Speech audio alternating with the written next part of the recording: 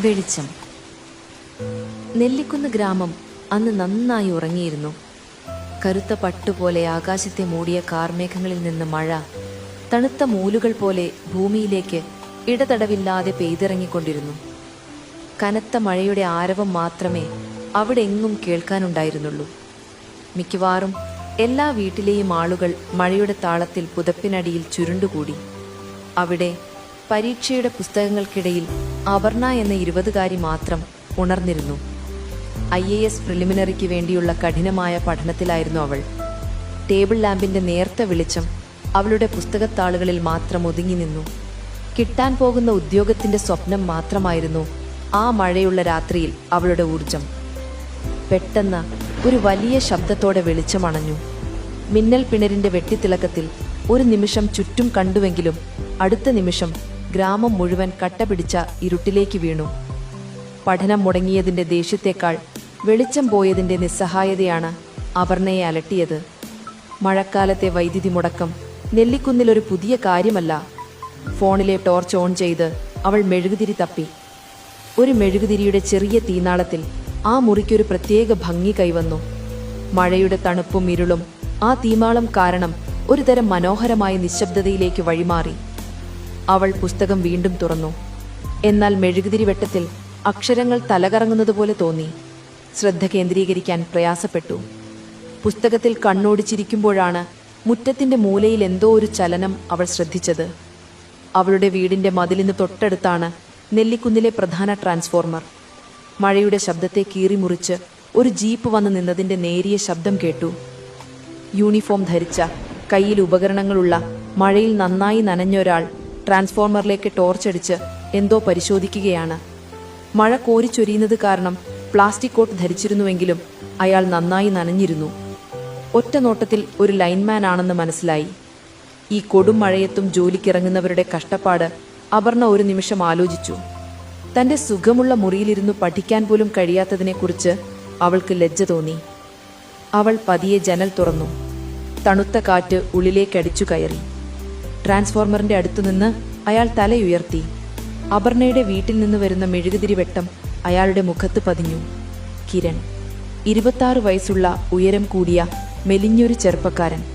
മഴയും ജോലിയും കാരണം ക്ഷീണിച്ചിട്ടുണ്ട്. എന്താ പ്രശ്നം? അപർണയുടെ ചോദ്യം മഴയുടെ ശബ്ദത്തിൽ നേർത്തുപോയെങ്കിലും കിരൺ കേട്ടു. അയാൾ കൈകൊണ്ട് ആംഗ്യം കാട്ടി. ട്രാൻസ്ഫോർമർ പോയതാണ്, ഷോർട്ട് സർക്യൂട്ട് ആയിട്ടുണ്ട്. ഈ മഴയത്ത് റിപ്പയർ ചെയ്യാൻ കുറച്ച് പ്രയാസമാണ്, കിരൺ മറുപടി പറഞ്ഞു.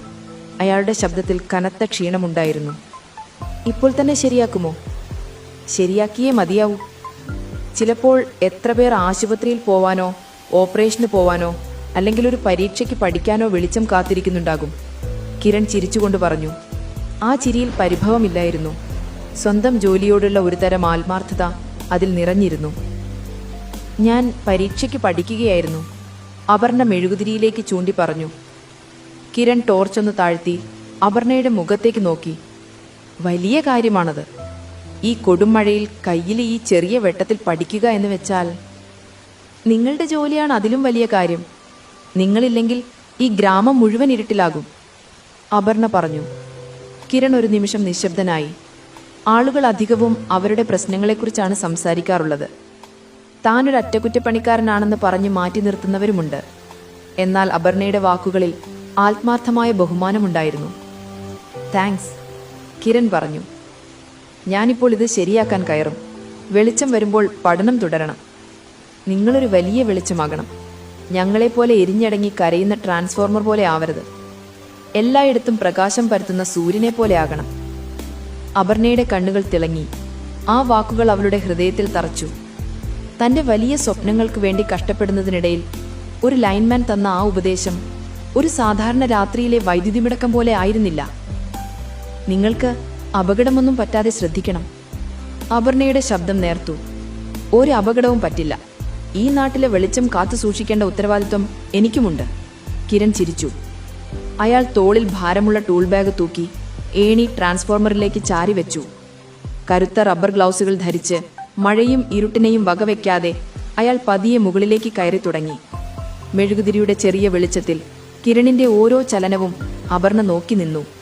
അയാളുടെ പിന്നിൽ മഴയുടെ നേർത്ത വരകൾ മാത്രം. അവൾക്ക് വേണ്ടിയോ അല്ലെങ്കിൽ ഈ ഗ്രാമത്തിനു വേണ്ടിയോ അയാൾ സ്വന്തം ജീവൻ പണയം വയ്ക്കുകയാണ്.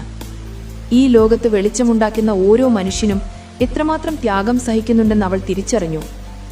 ഏകദേശം 10 മിനിറ്റിന് ശേഷം മുകളിൽ നിന്നൊരു നേരിയ ശബ്ദം കേട്ടു. കിരൺ താഴെ ഇറങ്ങി വന്നു. മഴയിൽ കുതിർന്ന അയാളുടെ മുഖം വീണ്ടും മെഴുകുതിരി വെളിച്ചത്തിൽ തെളിഞ്ഞു.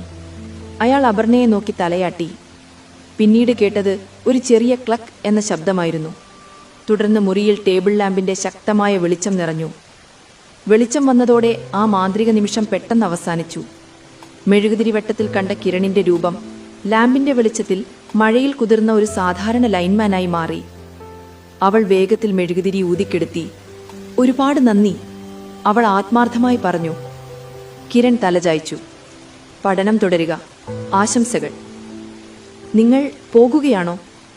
അതെ, ഇനിയും പലയിടത്തും കരണ്ട് പോയിട്ടുണ്ട്, വിളിച്ചിട്ടുണ്ട്. കിരൺ തിരിഞ്ഞു നടന്നു. മഴ അപ്പോഴും കനത്തു പെയ്യുകയായിരുന്നു. അയാളുടെ ജീപ്പ് മുറ്റത്തു നിന്ന് അകന്നു പോകുന്നതുവരെ അപർണ ജനലരികിൽ നിന്നു. വെളിച്ചം തിരിച്ചു വന്നതിന് ശേഷം അവൾക്ക് ലോകം കൂടുതൽ തിളക്കമുള്ളതായി തോന്നി. ആ രാത്രിയിൽ അപർണ പുസ്തകങ്ങൾ വീണ്ടും തുറന്നു. എന്നാൽ ഇത്തവണ അവളുടെ പഠനത്തിൽ ഒരു പുതിയ തീവ്രതയുണ്ടായിരുന്നു. കിരണിന്റെ വാക്കുകൾ അവളുടെ കാതിൽ മുഴങ്ങി.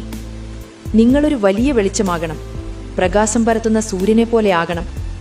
ഈ ലൈൻമാൻ തന്റെ കഠിനാധ്വാനം കൊണ്ട് മറ്റുള്ളവർക്ക് വെളിച്ചം നൽകുന്നത് കണ്ട അവൾക്ക് സ്വന്തം ലക്ഷ്യം കൂടുതൽ വലുതായി തോന്നി. കിരണും ആ രാത്രി മറന്നില്ല.